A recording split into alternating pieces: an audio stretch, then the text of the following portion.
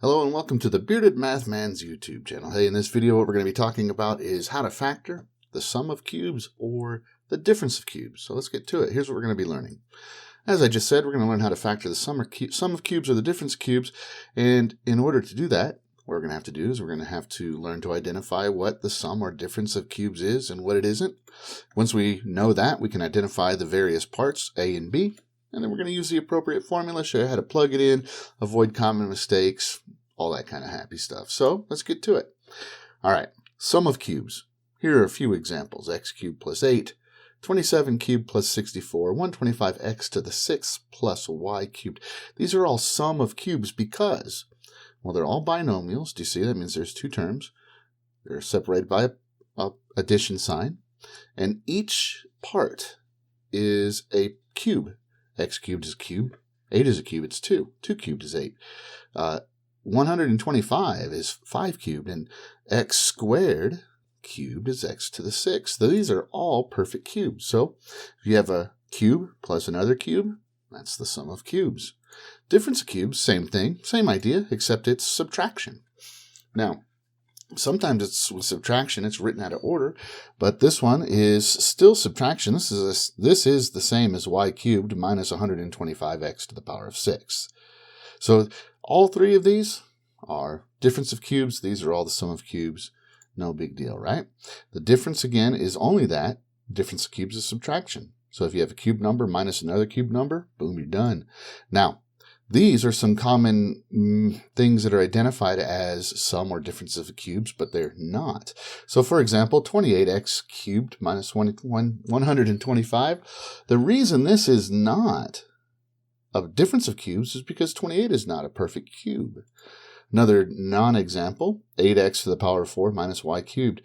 Y to the power of 4, not a perfect cube. 2 is, that's good. Y cubed is a perfect cube, that's fine. Here's another example that is not a perfect a cube.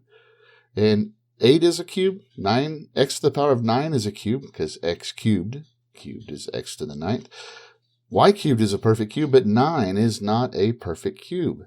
There's not an integer cube that equals 9, so not a difference of cubes. And once again, this is not a difference of cubes because 2, not a cube. So if you see a binomial, that means there's two terms, and they're separated by plus or minus, and each one of the parts of that binomial is a cube, you have either the sum or the difference of cubes. Now, let's talk about how to factor them, right? Let's start off with the sum of cubes. Here's the formula. Do you see a cubed plus b cubed? Well, if you're going to factor that, it's going to be a plus b times a squared minus ab plus b squared. Clear as mud, right? Well, let's explain. Let's get into it, right? So what we have to do is we have to figure out here what is a and what is b. So a is x and b is 2. Do you see? Because if I were to just go ahead and write this as the cubes, boom, we got it right there. So that means that x goes here because x is a, and 2 goes here because 2 is b. And then, so this is going to be x squared minus 2x plus 4. Do you see? When you plug everything in with the parentheses, you could probably have skipped that step for something as easy as x and 2, but it gets trickier.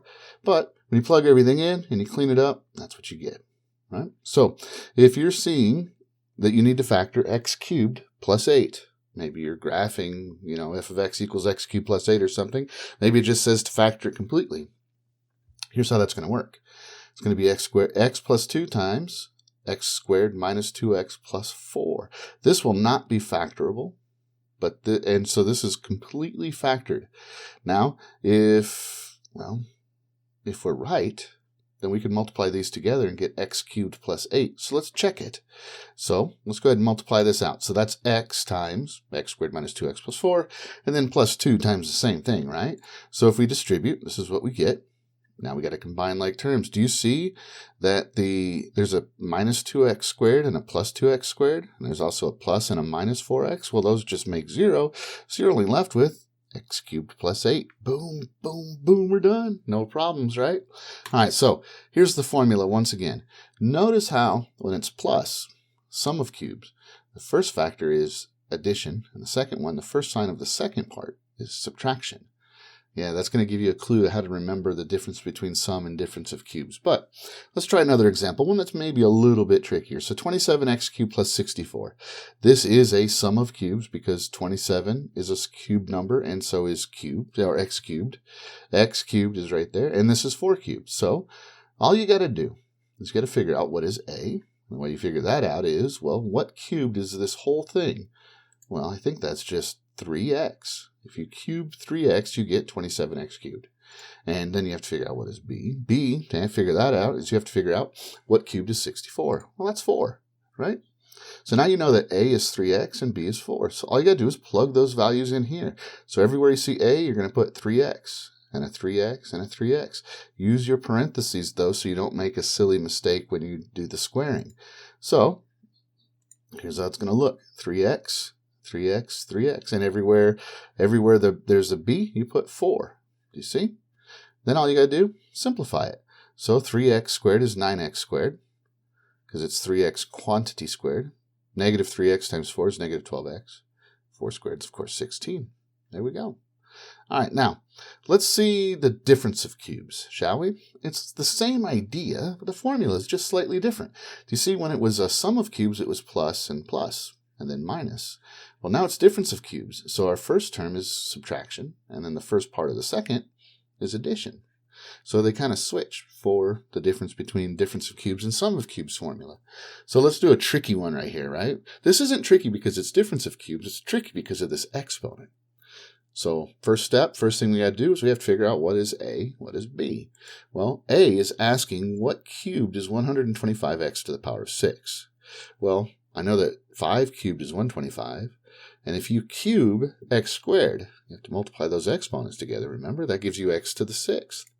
And here, for 27y cubed, well, that's just 3y, quantity cubed. Boom, we're done. So, you got to plug those values in. Everywhere you see an a, you're going to write 5x squared. You're going to use parentheses here and here to be very careful so you don't make a silly mistake. Everywhere you see b, you put 3y. So 3y, 3y, 3y. Use parentheses, especially in the second part so you don't make a mistake. Plug everything in, and then you just got to clean it up. 5x squared, that's 5x squared times 5x squared. Well, it's going to be 25x to the power of 4. Do you see? This is going to be 15x squared y, putting it in descending order, right? And this is going to be 9y squared. There you go. So 125x to the power of 6 minus 27y cubed. It's factorable. It's 5x squared minus 3y times the quantity 25x to the 4th plus 15x squared y plus 9y squared. See? No problems. Yep, they're equal. Done. Now, if you look at the sum of cubes, once again, that's where they're adding. And if you look how the formula works, the first one is add and the second one is subtract. Whereas difference of cubes, well, that's subtracting. The first term is subtracting. And the second part, well, that is adding, right? So just to review, the first thing you're going to do is you're going to identify if the binomial is a difference or sum of cubes. And the way you do that is you look at each term. If they're cubes, you're good to go. There you go. So if it's adding, it's sum. If it's subtracting, it's difference.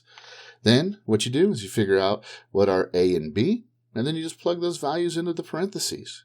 But you plug those values into the formula, use parentheses so you don't make silly mistakes, and then all you got to do is just clean it up, simplify it, and you're done.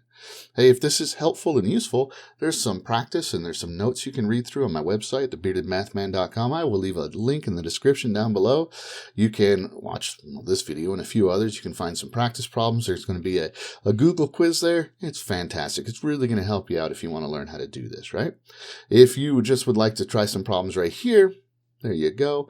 Hope this video has been helpful. Hope it's been useful. If it is, hey, give it a like. Share it on social media. Leave me a comment down below if you're confused, having any trouble. Just want to say hello. I hope you guys are having a great day. Until next time, I'll see you later.